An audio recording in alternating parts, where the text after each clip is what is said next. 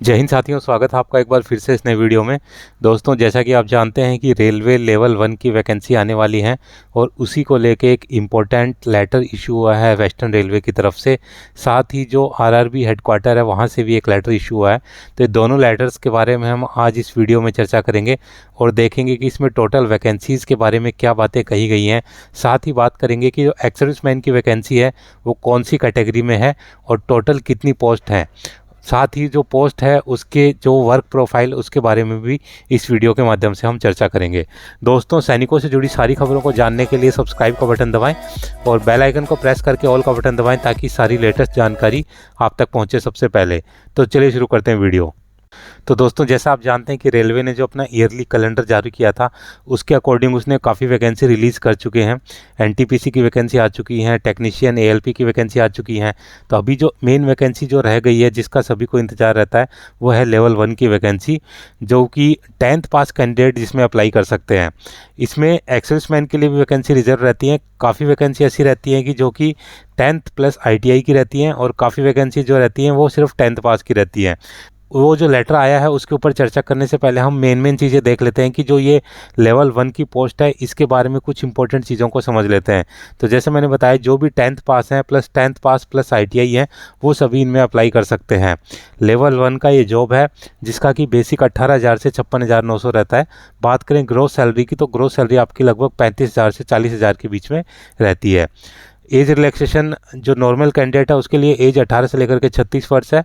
Ex serviceman को इसमें छूट है। अनरिजर्व्ड OBC और SC/ST को अलग अलग छूट है। उनको अपनी प्रेजेंट एज में से अपनी सर्विस को माइनस करके, जो अनरिजर्व्ड हैं उनको 3 साल और माइनस करना है। उसके बाद उनकी एज 33 वर्ष से कम होनी चाहिए और OBC को 3 साल कम करने के बाद 36 वर्ष से कम होना चाहिए और SC/ST को 38 ईयर से कम होना चाहिए। तो इस प्रकार से काफ़ी अच्छी छूट है। मैक्सिमम जो एक्स सर्विसमैन होंगे वो इसमें एलिजिबल हो पाएंगे। जो लोग सर्विंग हैं वो भी इसमें अप्लाई कर सकते हैं, लेकिन उनको नोटिफिकेशन की जो लास्ट डेट है उससे 1 साल के अंदर अंदर सेना से रिलीज़ होना होगा। दोस्तों, सिलेक्शन इसका 2 भागों में होता है। सबसे पहले आपका CBT होगा, कंप्यूटर बेस्ड टेस्ट, और लेवल 1 के लिए आपको फिजिकल एफिशिएंसी टेस्ट भी देना होगा। जो CBT है सिर्फ आपका एक ही CBT होगा जिसमें कि आपके टोटल 4 सब्जेक्ट्स होंगे: general science, mathematics, general intelligence और जनरल अवेयरनेस। इन सभी के टोटल 100 क्वेश्चन होंगे जिसको कि आपको 90 मिनट में करना है और इसके लिए आपको 1/3 की नेगेटिव मार्किंग भी होगी। दोस्तों, फिजिकल एफिशिएंसी टेस्ट होता है लेवल 1 के जॉब के लिए। तो उनमें सभी को ये करना पड़ता है कि उनको कम से कम 35 किलो का भार उठा के कम से कम 100 मीटर तक जाना पड़ता है और उसके लिए उनका पास टाइम होता है 2 मिनट का। और उसके बाद उनको 1000 जो मीटर है, कम से कम 1 किलोमीटर की जो रन है वो 4 मिनट 15 सेकंड में कंप्लीट करनी पड़ती है। तो क्योंकि जो लेवल 1 का काम ही फिजिकल से संबंधित है इसलिए वहाँ पर फिजिकल टेस्ट जो है मैंडेटरी हो जाता है। दोस्तों, अभी बात कर लेते हैं कि ये जो लेटर्स हैं ये आए हैं, इनमें क्या क्या चीज़ें हैं। तो सबसे पहले जो वेस्टर्न रेलवे का ये लेटर है जो वेस्टर्न रेलवे ने इशू किया है और इसके अंदर जो भी वैकेंसीज़ हैं लेवल 1 की उनकी जो टाइमिंग है वो बताई गई है कि कब तक ये जो टोटल जो आपकी वैकेंसी है सबमिट हो जानी चाहिए ताकि आगे का प्रोसेस शुरू हो। तो इसके लिए जो मैक्सिमम जो टाइम बताया है वो 3 जनवरी 2025 बताया है, यानी कि जल्दी से जल्दी ये वैकेंसी रिलीज़ होने वाली है। इसके बाद एक लेटर है जो कि 17 दिसंबर का है। ये मिनिस्ट्री ऑफ रेलवे का लेटर है और इसमें सभी जो जोनल रेलवे और प्रोडक्शन यूनिट है सभी को भेजा गया है और उसमें जो टोटल वैकेंसी हैं वो बताई गई हैं। तो अभी हम देख लेते हैं कि टोटल वैकेंसी कितनी है। तो यहाँ पर टोटल 14 जो कैटेगरीज हैं उनमें वैकेंसी बताई गई हैं। इसमें हालांकि अभी के लिए सिर्फ जो पॉइंट्समैन भी है ये वैकेंसी ऐसी है कि जिसमें कि सिर्फ 10th पास की रिक्वायरमेंट है। टोटल इसमें 5058 वैकेंसीज़ हैं। तो इसमें जो भी एक्स सर्विसमैन है, अगर मैक्सिमम जो एक्स सर्विसमैन होंगे वो वही होंगे जिन्होंने कि ITI नहीं कर रखा होगा, तो उनके लिए जो पोस्ट है पॉइंट्समैन B की पोस्ट है। बाकी जो ITI के जो कैटेगरी वाले हैं उनके लिए बाकी की ये जो पोस्ट है इनके आगे जो भी वैकेंसी लिखी हुई है ये आप देख सकते हैं। तो हम आज बात करते हैं पॉइंट्समैन B की। टोटल इसमें अभी के लिए 5058 वैकेंसी रिलीज़ की है जिसके लिए कि एक्स सर्विसमैन अप्लाई कर सकते हैं। जो भी 10th पास हैं, अलग से किसी प्रकार का डिग्री डिप्लोमा की आवश्यकता नहीं है, वो सारे पॉइंट्समैन B की पोस्ट के लिए अप्लाई कर सकते हैं।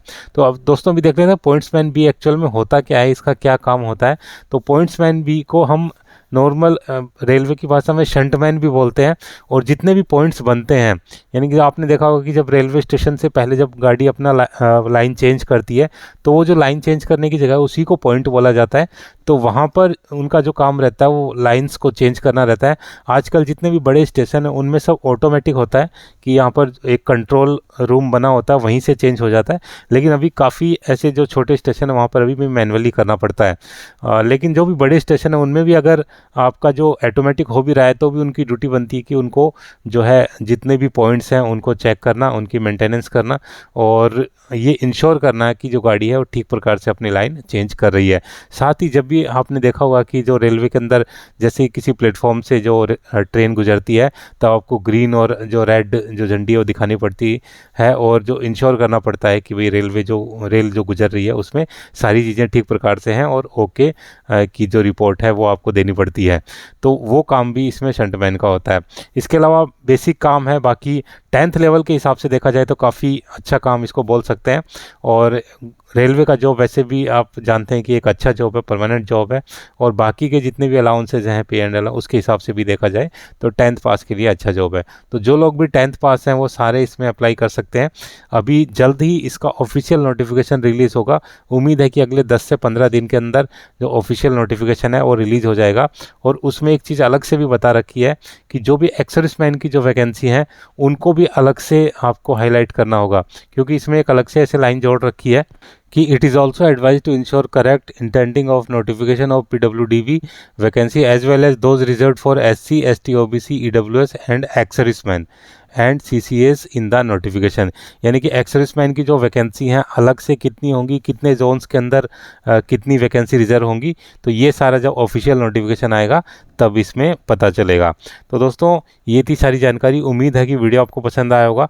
जैसे इसका डिटेल्ड ऑफिशियल नोटिफिकेशन आता है एक और वीडियो लेके आएंगे जिसके अंदर की कंप्लीट डिटेल्स को बारीकी से समझेंगे।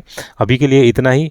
वीडियो अच्छा लगा तो लाइक, शेयर एंड सब्सक्राइब करना ना भूलें और बने रहें मेरे साथ इसी प्रकार के इन्फॉर्मेटिव वीडियोज़ के लिए। वीडियो में बने रहने के लिए आप सभी का धन्यवाद। जय हिंद।